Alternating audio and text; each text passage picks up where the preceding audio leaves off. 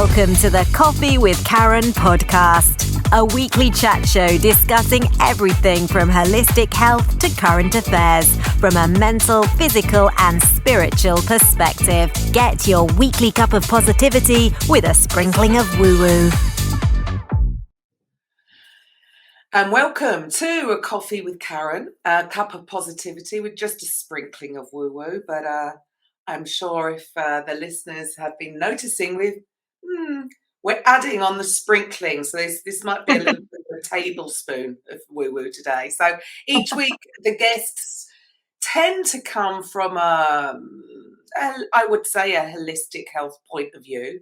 They're all in the service industry to help others, whether that's in a mental, physical or spiritual perspective. So I'm your host, Karen Roberts. And again, I suppose I would consider myself a holistic transformation coach. Yes, I come from more the fitness and nutrition side of things, but yes, we sort of are adding on. We keep adding those drips. So today's guest, I'm going to allow her to share with the listeners a little bit about who you are, Deb, what you do, and share a little bit of your story, please. Okay. Good morning, and thank you firstly, Karen, for inviting me. I'm actually really excited about this, and no more hiding away from the camera. That seems to be the way that things are going these days. I'm Debbie, and I'm down in Worthing in West Sussex. And I suppose I could definitely add a spoonful of woo-woo today, so I hope everyone's all right with that. I'm passionate about helping others feel good about themselves, and I use Angelic Reiki, crystals, the holistic approach, healthy living, mindset. I use and do. I've been running meditation groups for about 5 years, so lots of different things, but I feel it's not just one, it's a combination of different things. But it's basically this is my little haven here, and this is a place where the magic happens. It's got a lot of good energy, and it's where people sort of come, and it's a gateway really for them to find themselves. They already have it within them, but it's almost like I'm that bridge to help them find their divine gifts and to shine, and obviously also sometimes to go forward and help others shine. So it's a natural thing, isn't it? And I think that every single coach does that. I think we tend to give our power away, as in, we're going to these authoritative figures in a white coat to fix us, when actually we can fix ourselves, and actually we'd probably do better. Well, we know we'd do better going to somebody like yourself. So I suppose, would you consider yourself maybe more of a facilitator? You're like a guide to. It's not necessarily the healer doing the things. It's putting them into the correct environment, if you like, for the person to actually heal themselves, because it's within all of us, right? Absolutely. And I think that's the part of it, isn't it? We can look at others and really see their light and see them as that whole light shining, but they're not seeing it in themselves. And I think the combination, why I feel so strongly about it and absolutely love what I do, is because obviously, we all go on our own journey and we all have to learn different things, and I didn't really love myself or accept myself. So I think that's been a journey for me, and then obviously you can help others with that as well along the way through teachings and things. So yeah, it's I love it, absolutely love it. And it's almost like sort of they don't always realize that when they come through the door, actually what's going to happen, that they've made such a big step. And it's when they walk away, maybe not that first day, but sometimes when they walk away that first day, or a little bit later, they start to discover themselves, and it's just amazing to watch and to be part of that. And I love it. Yeah, lovely, rewarding. So can you share with the audience then a little bit about your story, about your journey? How did you even come to know that you were so in tune with this, whatever it is? Yeah, certainly. Yeah. So when I was a little girl, I was very, very shy, very, very quiet, very much, everybody always that, sit back, don't speak, well behaved little girl. And I used to be able to see orbs, flashes of colour and different things. And I didn't really know what it was at that time, but I always, like many little girls, I suppose, believed in fairies, felt very protected. I knew there was something more, but I would never speak about it. Never spoke about anything through my school years.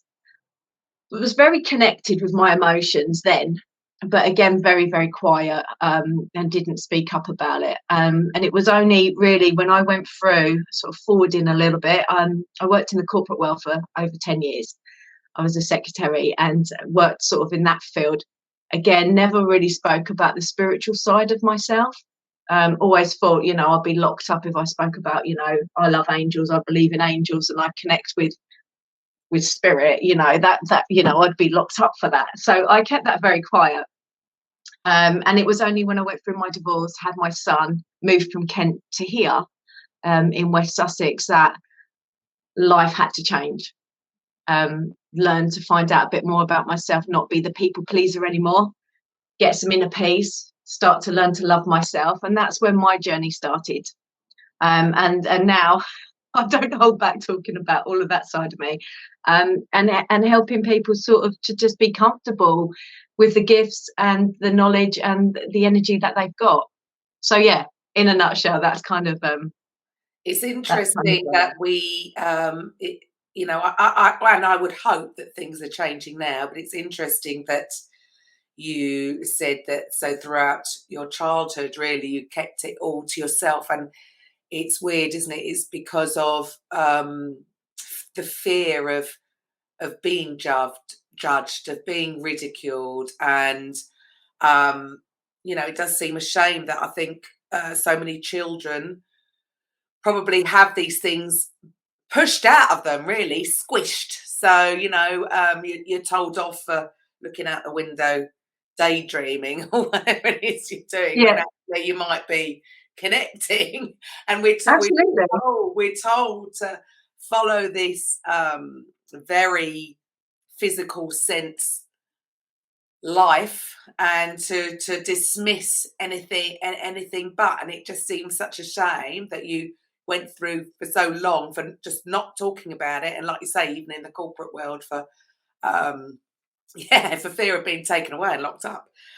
Do you feel what do you feel has happened, and why more recently, that maybe less people do have that fear factor, because it does seem to be opening up for the masses, would you say? Yeah, I do feel like on our planet there's been quite a huge awakening, and it's still continuing. I mean, with the lockdown and things, I think that was a real chance for people to find out more about themselves. I think we all got given a choice during lockdown. We got given a choice, where do we sort of sit back and use that time to find out more about ourselves, because we couldn't go anywhere, we couldn't do anything. Or after lockdown, have you decided to sort of like change your career, find out more about yourself, look after yourself, what sort of come from lockdown? Or have you gone straight back into that fast pace, full on life? And I think a lot of people have made some changes, put different priorities in place. But again, I think some haven't. So yeah, I mean, the opportunities have been there, and I think they will continue to be, because the world is changing, and I believe it will continue to change. But I think a lot more people are in tune now with their feelings, and some still deny them. And will continue, sort of like with me, for example, in the corporate world. It wasn't really. I've made some amazing friends, and don't get me wrong, I loved what I did, but it wasn't my purpose. It wasn't really where I was meant to be. Mm-hmm. So it gave me that push to do something about the changing it. So yeah, there's a lot going on, isn't there, for the world? I think that's you're right, that is what's happened throughout lockdown. You're right, where people may have never even had the opportunity to stop for a moment and evaluate where they are and sort of, are they actually happy, or are they just keeping up because they've got the mortgage to pay, they've got bills to pay, they've got this to pay, and I think a lot of people were stuck in a rut. So yes, it's interesting that we could have done this at any time ourselves, but it's taken quite a dramatic being forced. So you actually haven't got a choice anymore. Being forced to stop. And I know, it's interesting, isn't it? Everyone says, we're all in the same boat, and I would say, no, we're not. We might all be in the same sea. We're all in different sorts of boats. And I mean, I know I was very fortunate because my children were older. And I remember thinking at the time, oh my goodness, I would have gone insane if I had 8-9-year-olds, that sort of age group, having to take the role of teacher and all these different hats that all these men and women, some of the men have still had to do that as well. When they're not usually found in that environment. And I did used to think, oh my goodness, you guys are saints for being able to do this. I'm not so sure how I would have survived with it. But also with that in mind, I think it's opened things up, isn't it, for people? So they've had the time to think, they've had their children around, their whole lives have completely changed.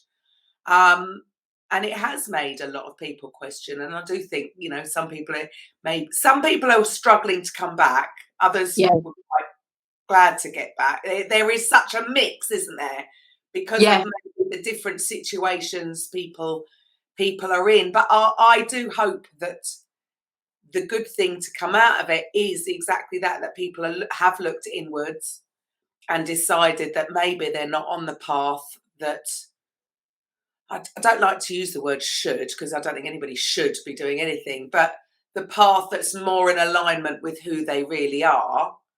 And it's so easy, isn't it, to find yourself caught up in a job that, again, it's down to all the physicalities of what we have to do day in, day out, that the perception is being trapped, that they've got to do this, when actually, in fact, maybe this has opened it up for people to realise, no, actually, that was all a mirage. They could have always done anything that they wanted. So have you noticed, I think it's highlighted, doesn't it?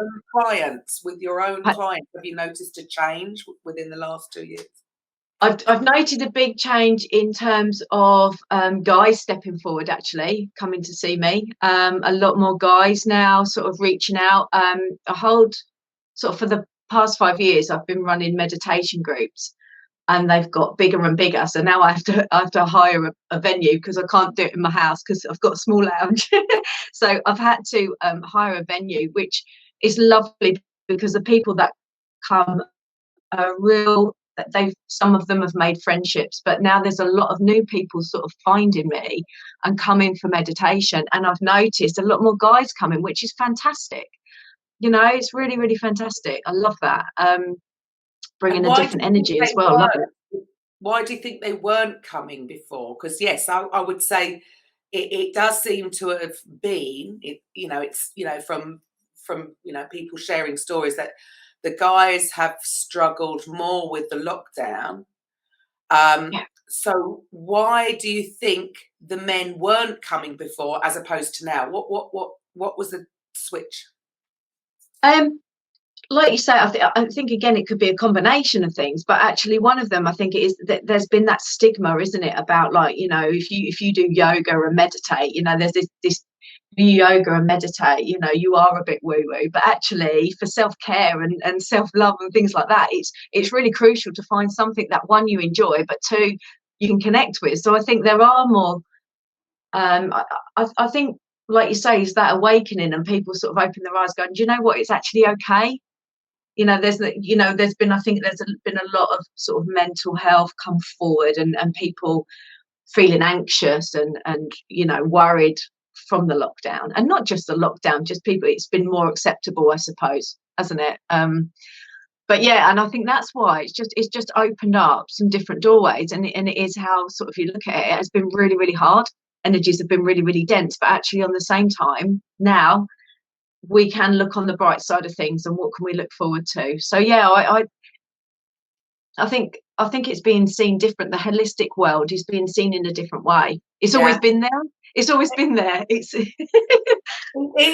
just so funny, isn't it, when you look at it, when people talk about, I don't know, organic fruit and veg, like it's something new, and you think, no, that's what we've survived on for millions of years, or however, depending on who you talk to, however long human beings have been on the planet, and we've eaten organic fruit and veg until the last 100 years or whatever it is, 60, 80, whatever it is, since they've introduced all these poisons, and all of a sudden we're being funny because we want organic fruit and veg. It's like, no, we just want what we had before. I know it's that authentic living, say like you go to the forest, I mean, you foraging for berries and things like that. I mean, that's what always was the case, it's great, it's all of, I love all of that, that the herbs, the potions, it's changed my life. I've been under the help of a herbalist for different things and stuff, and all of those things it's a combination, I don't feel, of one thing. I think it's a combination of many things for us to feel good, or even if we can't feel good at a particular moment, to feel balance, to try and find that balance, and hope, I think that you're right. I think there is going to be a real influx in people looking to the holistic health side of things, because the realization that pumping your body of poisons doesn't appear to be working. Funnily enough. And so, maybe it had needed to happen for people to be awakened to the fact that, for anything, I don't know, type 2 diabetes, having insulin injected, it's not a cure for, I'm not talking about type 1 diabetes, I'm talking about the lifestyle disease, which maybe shouldn't be called diabetes at all, should it? But the fact that nobody wins there. They never have a cured patient. No. Which is, just think about that for a moment. 10 billion spent on the NHS on that one thing, that no one doctor can say, ta-da, I've cured a patient. Not one. Bring me one. Whereas the holistic way can fully reverse. And I think, I don't know what's happened in the last, whatever it is, 60, 80 years. We've put so much trust in the other side of things. And look, I'm not saying Western medicine, I'm not anti-Western medicine, and I know I probably sound it sometimes, but look, if I'm going to be in an accident or knocked a mate, take me. They're amazing, absolutely amazing. How they can fix things and go in and keyhole surgery and all these things. They've really mastered the art of putting us back together. They've really done a great job. But actual chronic ailments, it's just all wrong. And I do think that the people are starting to hopefully maybe look at, maybe there's more of a long term, because it's not instant, right? I mean, when people come to you, are they coming for ailments? Are they coming for more emotional issues, mental health issues? What sort of things would you say is your success? I get a lot of people come in physical. People do get the physical pains and ailments coming on. I have a lot of people with sort of IBS, or the tummy issues. But interestingly, there's always something connected. So for me, I truly believe that the emotion triggers the physical. So when I'm working with the Angelic Reiki, it's all connected. course it So is. the solar plexus is the stomach. You know, for example, I'll give it for me. I got diagnosed with endometriosis at 17. I was told you won't ever have children. And I realised I didn't know at that time, but my life was very much about fear of worrying about what people thought of me, what I'd say, the fear of this, and this, don't speak, you know. So much fear, I collated that in my body and it came out as endometriosis. Now, you know, they say there's no cure for endometriosis. I had about 5-6 surgeries for it through my life. Had my son, he was IVF baby, my beautiful boy, my miracle boy. But I now have no endometriosis because I've worked on those fears. I've worked on all of that solar plexus problems that I had. So what I find is that people come maybe for one thing and we end up by sort of clearing other things. So yeah, completely connected in my mind, that it's all connected. 100%.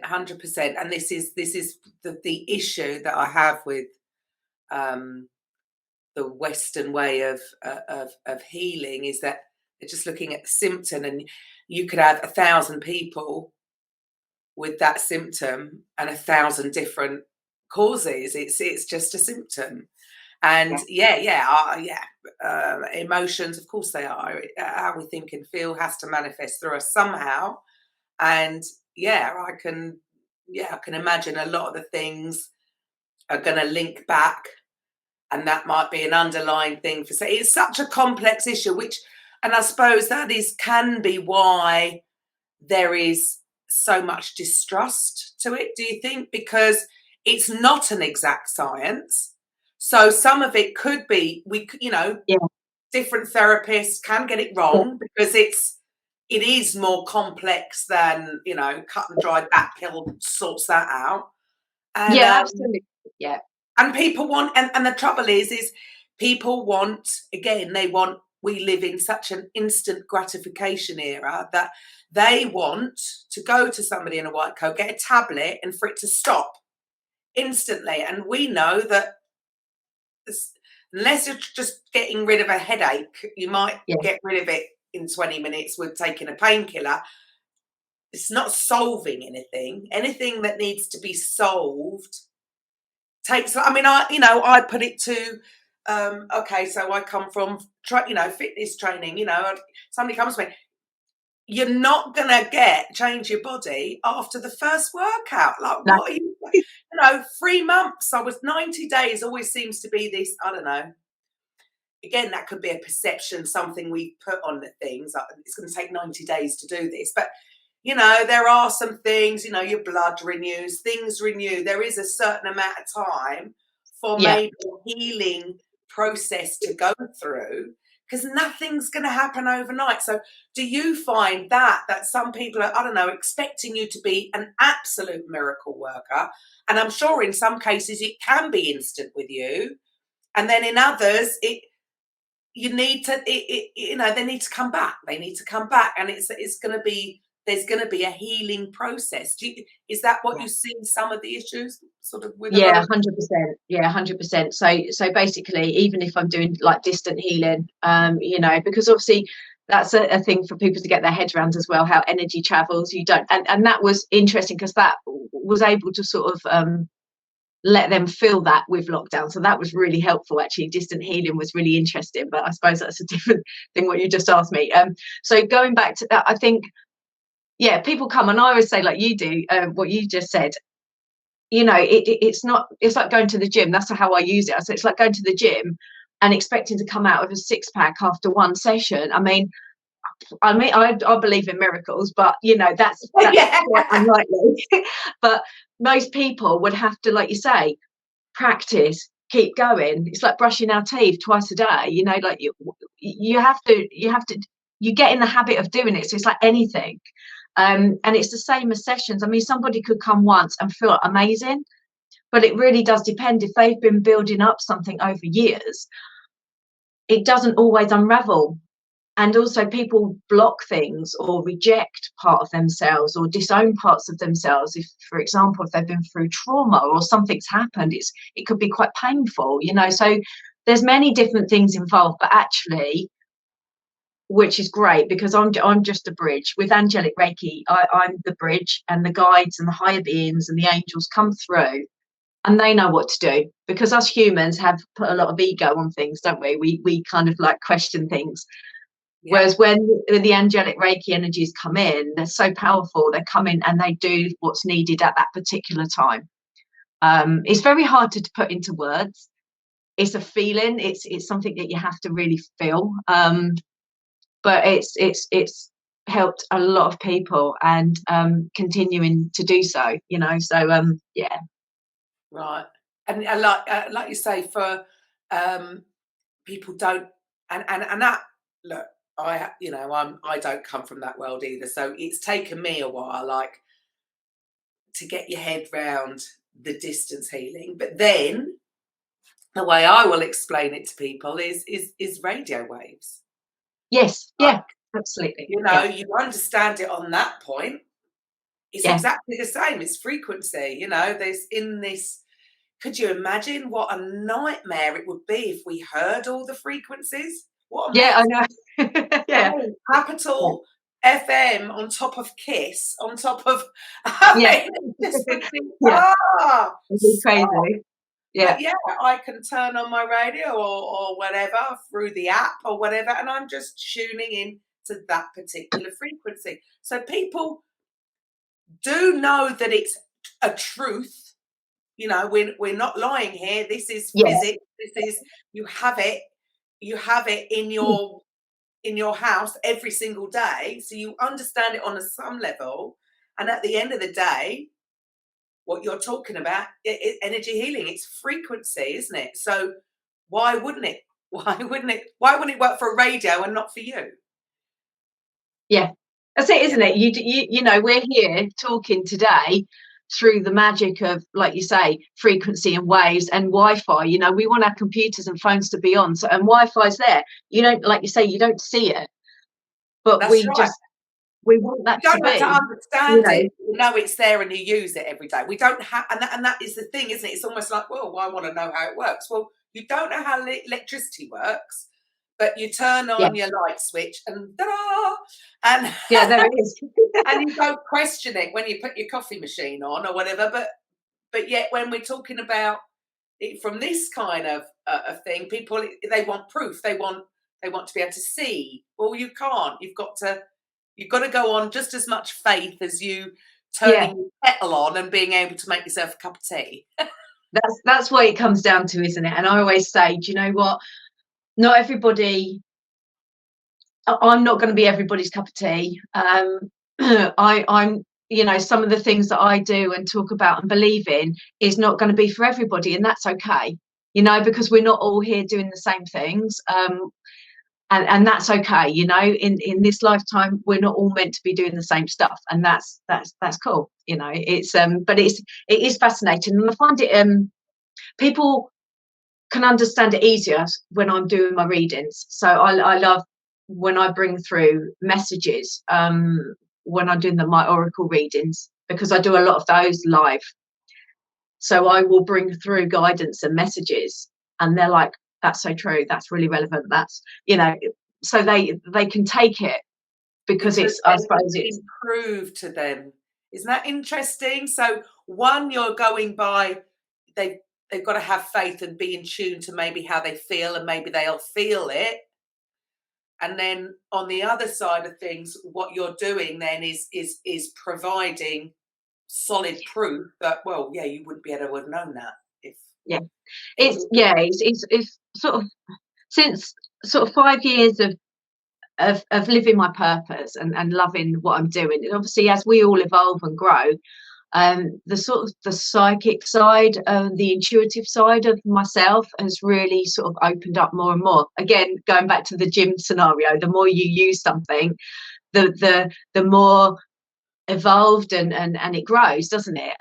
You know, so that side now is something that people do really reach out and come find me for readings or some, you know, clarification, guidance with that sort of side of it, and get their messages that way. And I think that's helping a lot of people as well. So it's a combination of a few of those things together. that have been So helping. you are helping on the mental, the physical, and the spiritual side of things, isn't it? It is, and it is, even, I suppose, me by separating it, I'm doing it a disservice. But I think it's because a lot of people, um, are still struggling to get their heads around it. I think it's sort of mainstream now that the mental and the physical are connected. I think that's finally, and only recently, isn't it? People are Yeah. talking about mental health more. I think they are understanding that actually there might be something in this, that the mental can have an effect Yeah. on the physical. The spiritual is still a little bit, because it's so intangible. They're not, but I do see a change that people, because we shouldn't separate the three, right? It's the one. It's like you say, some people are more comfortable with whether it be the mental Mental or the health and physical. physical health, but spiritual is still a bit too woo woo. Even that was the Yeah. original, but I find it so funny that, and I get it. We all want proof, don't we? We would love to have real definitive answers, but then, we don't question it in the scientific world, which is all the same. It's all the Yeah. same thing, isn't it? I mean, what is energy? What is electricity anyway? You don't understand electricity, but you use it. You'll be happy to drive your car. You'll be happy to, all these things that are, it's all energy. And yet you don't want to believe it when it comes to either healing the mind or the body. Yeah. But I do see a change. I do think people are seeing it, maybe because they are getting an opportunity to feel it. I mean, Yeah. so you've been running meditation sessions for 5 years, right? So you started you said you started in your own home. Then Yeah. you've gone to lockdown, so it's had to be on Zoom. And how was the transition? Did people? Because in a way, sometimes that might actually, some people actually might feel more. Yeah. Yeah. It's How did interesting. you find it? Yeah, it's been interesting actually, because there's certain things that obviously I prefer to be face to face with people. I mean, you can, like I said, I can do distant healing. It doesn't make a difference, but people tend to feel like when they come to see and have that experience face to face, they get the real benefits, and they're away from, like you say, kids, husbands, partners, noise, and they relax more. But Yeah, in lockdown, there was no option, so it was like, well, do we do this online or don't we? So you have that, you make that choice. Some people preferred it because, like you say, they could be like lying down in their own room and getting that experience.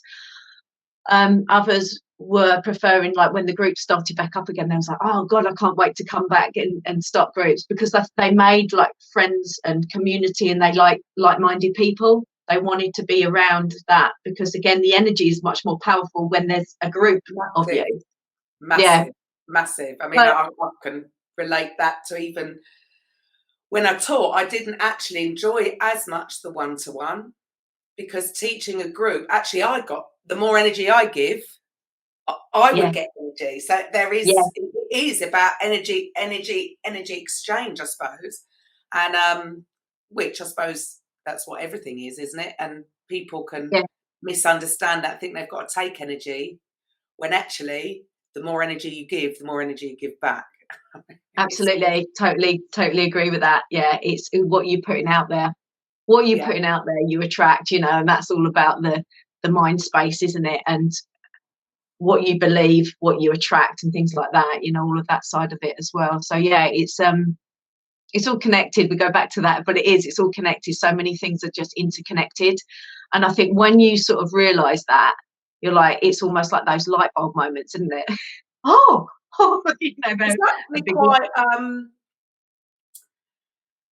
It's empowering, but it's also, it's like, it's okay. yeah, yeah, yeah, That's the yeah, better option, isn't it? That's the better option, than all this separation. So for you, I mean, even with with you doing readings and realizing or learning that you have these psychic abilities, how did that come about? When did that happen?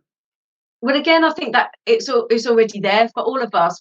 Our gifts are within us, and it's just when we use them more, or practice, or believe in them, and trust, and go in the flow, then they come to the forefront, And I think it was always there. I mean, I remember like always saying to my mum, I was like 13, I must collect those Mind, Body, Spirit magazines, like the ones that you used to collect. So I was using those from sort of 13. And as I said, I used to see orbs and things. So I trusted myself, but wouldn't speak out about it. So I'd be like, okay, there's more than just me. But yeah, as time's gone on, I've always loved oracle cards. I've always used oracle cards, even though I didn't even know at the time what they were. From sort of teenage years, I'd be like, oh, I like the artwork and love all of the energy from them. This one means a different word, you read it.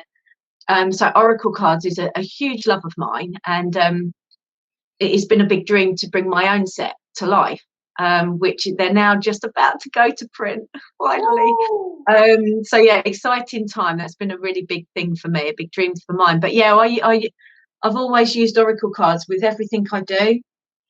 So it was kind of just using those more and more, and really trusting in myself, like accepting me, and sort of not playing down. Like we can easily just put ourselves down, can't we? Beat ourselves up in terms of like what we tell ourselves, and so that was my big. And even that side of things, I do think, when people could be, that's a bit woo-woo. Like, again, I'd like to prove, science and woo-woo have now sort of come together. For instance, I can't think of his name. I think it's Japanese. But when he's pictured water crystals. Yes, yeah.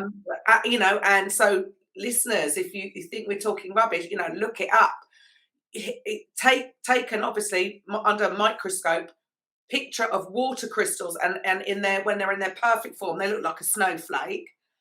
And just speaking, so you realise the power of the word. And again, it's not even because, well, what language? It's not like water crystals are hearing the word, they're hearing the energy of the word. So it doesn't matter what language, but anything to do on the higher aspects, the higher frequencies, if you like, the love, joy, peace, whatever. Yeah. Picture the water crystals, and they're perfectly formed. They look like a snowflake, perfect water crystal. Then hate, anger, I know, even when they've used the words Hitler or Holocaust or things like that. Picture it again. I'm telling you now, these crystals are absolutely deformed and awful. They look, and it is just the proof that the power of what we say, or the intent behind it. And like you say, these oracle cards, they have meaning. So whatever that card is, it is going to be vibrating on that meaning. And I do think that finally they are realizing that there's truth in this. This is the truth, because now you've got a photograph. I mean, at the end of the day, we are 60-70% water.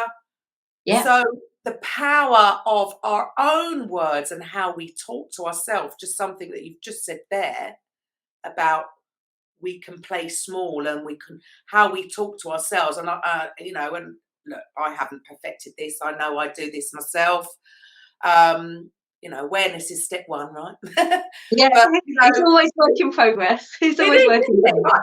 Just because we figured it out doesn't mean we figured it out. We know that it is, and we're working on it to change. But yeah, with the way we talk to ourselves can be worse than I would never, ever talk to a stranger, a friend, a family member, sometimes the way I talk to my own self. Yeah. And that is a real aha moment, I think, because we are water. So going back to seeing that proof of the words that you say, to yourself, I would say, are more important, and our bodies are water. So even that, from a health or disease point of view, how are we could be creating the whole lot ourselves, but also we have the empowerment to actually turn it around.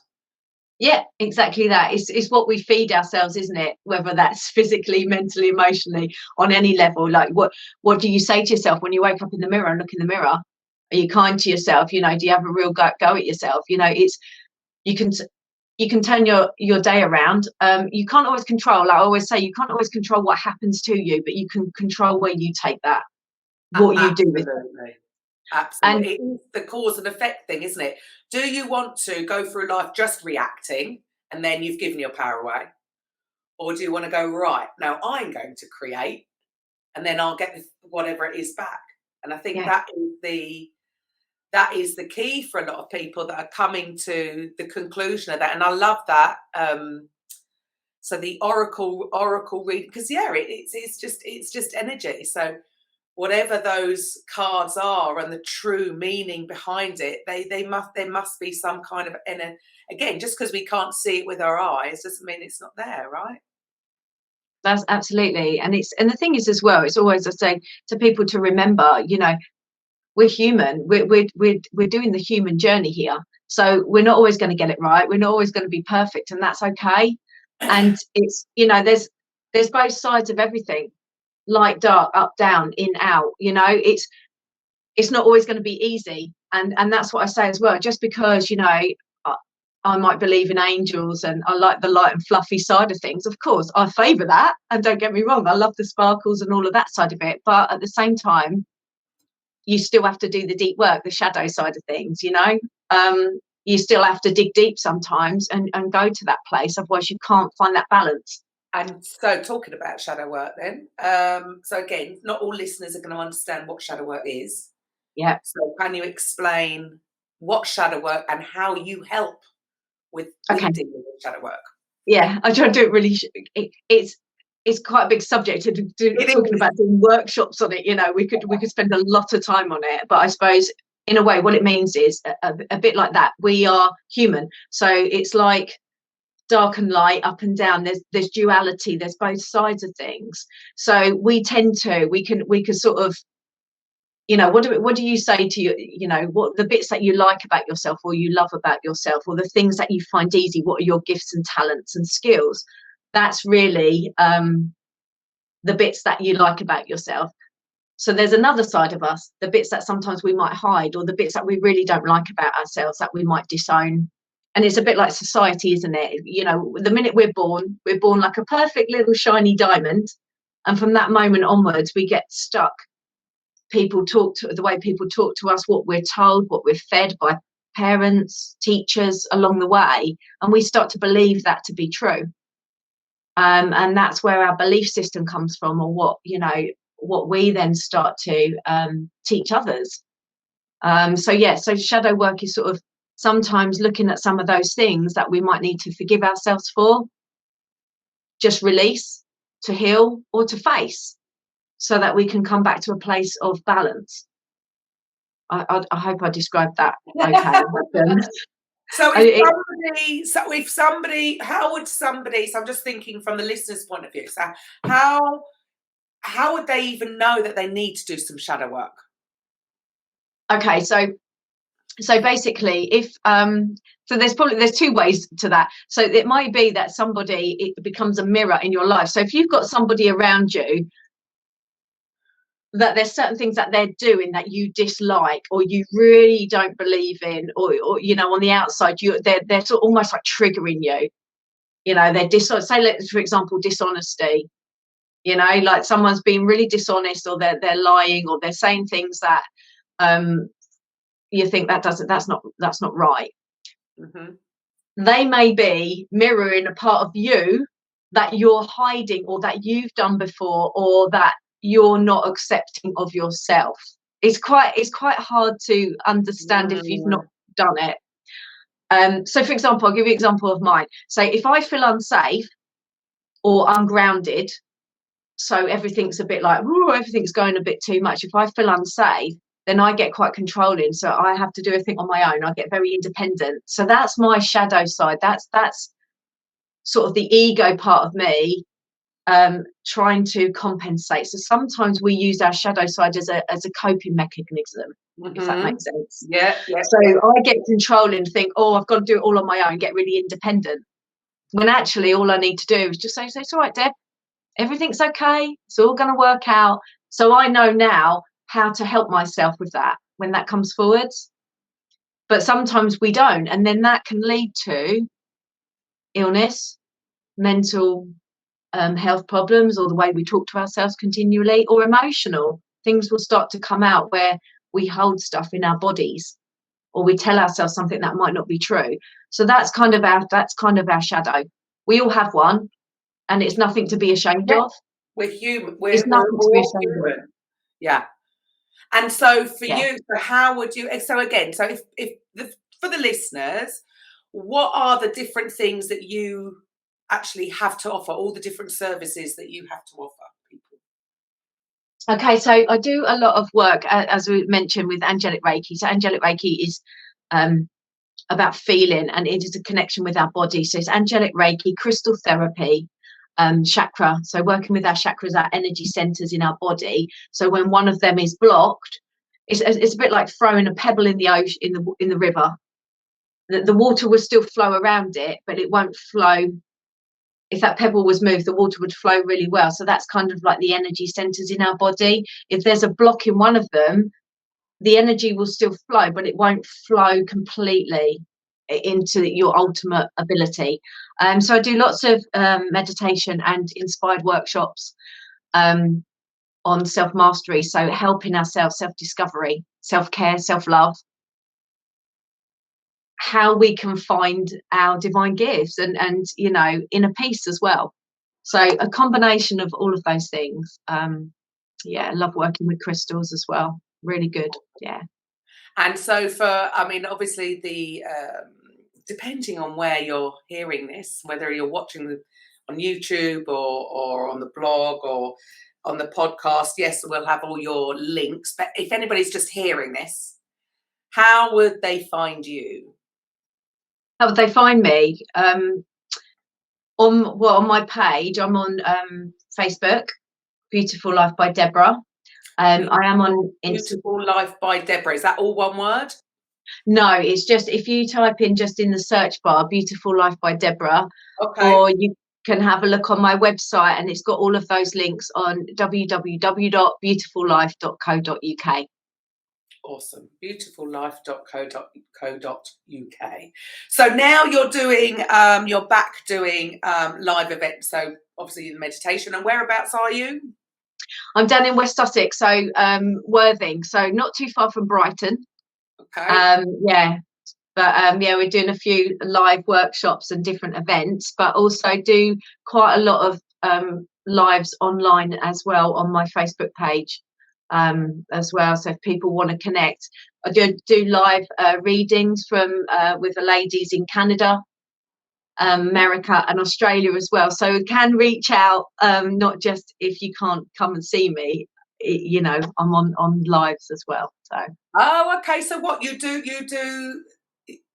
it all together, all four of you? Yeah. So there's got lovely groups. World. Yeah, so we do readings. So sometimes there's two of us, sometimes three of us, but yeah, they're in different parts of the world. So we'll do readings with people that come online and share readings and energy and stuff like that as well. So yeah, it's really good. Yeah. Wow, fascinating. How did that come about? That's a different.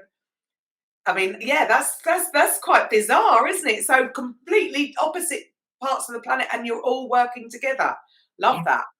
Yeah. So again, it goes to show how the energy works, but also gratitude for the lockdown that came about. That may not have come about had we not gone into lockdown. There was different way of how we had to work, wasn't there? We had to find different ways to connect with people and like-minded community.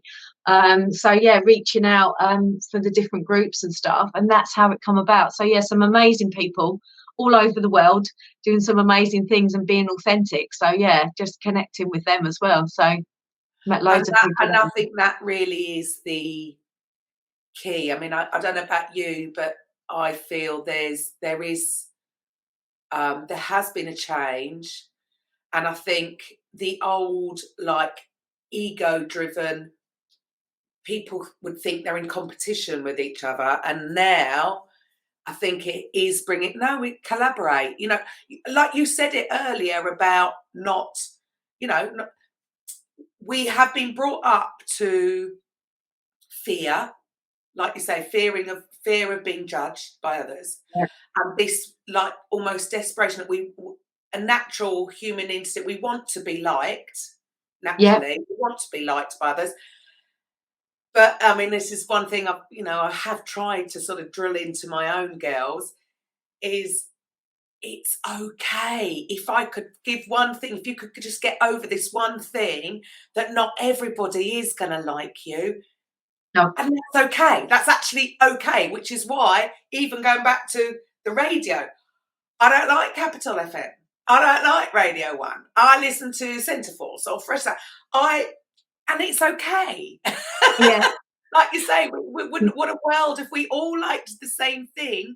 It'd be Yeah. horrendous. And that is such an ego thing. We want to be loved by everyone. And I do think when people get over that fact and realise that it is okay, I will build. I'm sure a lot of people don't take me seriously. This is this mad woman with pink hair, and that's okay. And that's the thing, isn't it? It is totally okay. And the thing is, it's what resonates with you. And I say, if you come to one of my meditation groups, you come once and it's not for you, that's absolutely fine. I'll never be offended, because we're energy. We're energy in a human body, and whether or not people know that, you're going to resonate with certain people and certain things, and that's okay. But it comes back to the self-love thing, isn't it? Listening to yourself and the journey of self-love. And I think that's where it comes back to finding out about yourself, and loving you for all that you are. And that's not always easy. It's not, but do you not think that it is? It's almost like we have been conditioned that way from childhood. And can you like I have tried to instill it in my girls, and I do think if children could have that understanding of it, what a much better world we would be living in when they get older, because it is the ego, all this competition driven, whereas no, just naturally collaborate. I'm not going to collaborate with certain individuals, and it's okay. I wouldn't want to, and they wouldn't want to. Our energies aren't in alignment. And then others, which I suppose is why I'm doing this show, I suppose, it's a collaboration thing. It's Everybody's amazing. got their different take on things, and rather than that's wrong and this is right. So I come from, as I said, fitness and healing, but physical. We were taught about the spiritual side. I was a sports therapist, and I'm looking at what the muscle does, this and that, and if it hurts in that way, it's that, and from the very physically driven. And it used to just think, look, it's crazy, isn't it? Why we should be taught osteopathy, acupuncture, shiatsu, the sport, and then we can look at a client coming in with this issue and give more of a full treatment, rather than, no, what you need is a sports massage, no, you need to see an osteopath, no, rather than, and it's just so ego. There's an infinite supply, isn't there? An infinite supply for everybody. It doesn't need to run out. There's an infinite supply, and if you want to try a million things, go for it. If you want to try one or two, and that feels good for you and that works for you, then do that. It's horses, like you say. Once people coming to you, one symptom, man, that could be they might not need an osteopath. They need to see you. Do you know what I mean? There's some emotional, maybe they would need an osteopath down the road. Do you know what I mean? It's all like everybody work together to try and figure out what is going on with this one person. And it always that always fascinated me. I was just thinking, I want to learn everything, because then you're more empowered to now I can help this person because we can deal with it all. And hopefully Do you feel that things are changing in that realm? Yeah, I do, because I think when people realise that they can feel more balanced, they can feel a bit better about something when they've tried something, like to help themselves. We have everything we need within ourselves, but sometimes we need to reach out to have that little bit of extra support. It's the same as us, like we might, for you, for example, you might need to, you might feel tired or something, that you need to go see a friend that does, for example, acupuncture or healing or a massage, isn't it? Yeah. So you would go and help yourself by asking for that support, and that's great, but I think it is getting out there more. I mean, you'll see a lot more fairs now, a lot more information about alternative and holistic ways, and I hope so. I do. I really do hope so, because it's great what you're doing. I think it's amazing what you're doing. Like you say, you're connecting different people together, and that's amazing. So yeah, thank you. We just want to bring it more to the mainstream. That's why it started off with a sprinkler. I might have to change it soon, because a lot of woo-woo. a big dollar for woo. It started off, let's just sort of introduce them, and they've heard it for a while now, so come on. They're ready for a little bit more woo. They're ready, a bit more. But then, I mean, for yourself, you've obviously adapt I mean, how many years ago did you actually start doing this? Okay, so yeah, I did my Angelic Reiki in 2011, but I didn't really do anything. Again, wasn't doing much about it, sort of putting it out there. And it was really the universe sort of lined it up, because people would start coming to me going, Deb, do you do readings? I was like, no. I was like, no. So I sort of hiding parts of myself and not being true. Whereas now I'll wear my hippie trousers. When I used to work up in London, I'd be very much, wearing my corporate outfits and stuff like that, getting on the tube. I mean, if I went up there wearing my baggy trousers now, I wouldn't mind, but then people would have been looking at me thinking, what's she wearing? But no, I don't mind. I don't mind. I'm living true to me, and it's a good feeling. And if I can help anybody else, just with that way, for them being true to them, then that's fantastic. But yeah, it's that really is the message, isn't it? I suppose, is learning to be kind to yourself, be careful how you talk to yourself, because we are water, remember that. I have that image, right? Yes, yeah. Be kind to yourself, be true to yourself, not worry about what other people think of you, because they tend to be not. They're worried about their own self. They're not thinking about you anyway. Trust. Yeah. That this is, this has been around way more than the new way of healing has. It's been around forever, and I suppose we wouldn't be here. That's another way of looking at it. Hello, everybody on the planet today, and there's 7 billion. Yeah. Well, we wouldn't be here if our ancestral line hadn't survived the millions of years before without it. We just wouldn't be here. So even think about that one. It's only our grandparents that would have even had any benefit, or I say benefit, had any experience with the new stuff, wouldn't it? Really, prior to that, it was all this. So we were doing okay. Absolutely. It is. It's a big adventure, isn't it? It's a big adventure, and it's our own connection. It's finding out a little bit more about ourselves, and when we sort of slow down a little bit, or sometimes it's through a wake-up call, that we suddenly get, oh, I need to change something. Unfortunately, that is normally the more powerful driving force, running from pain, as opposed to sometimes we have to be, again, like we were forced into it, and for some that has awoken a lot more people. You don't have to wait till that time. No, you don't. You don't have to. No, you don't have to. No, definitely not. But, Awesome. Well, thank you so much for your time, Deb. As always, it's fascinating conversation. Oh, what have you got there? These were some of my wooden cards. I didn't know if you wanted. Could I pick one for everybody as a message to the collective? Yes. These are my angel wing cards. These are wooden ones. I've got lots of different cards, but these ones I got a bit creative when I made. So I'm going to delve in and just wanted to pull a message for you and everybody. So this is the card, and it says here. Oh, look, there we go. Believe in yourself. Well, that's just perfect, isn't it? How perfect is that for the end of the show? Awesome. Thank you very much. So I wish you all the best as well with your own oracle card. So thank you so much for your time, Deb, today. Thank you.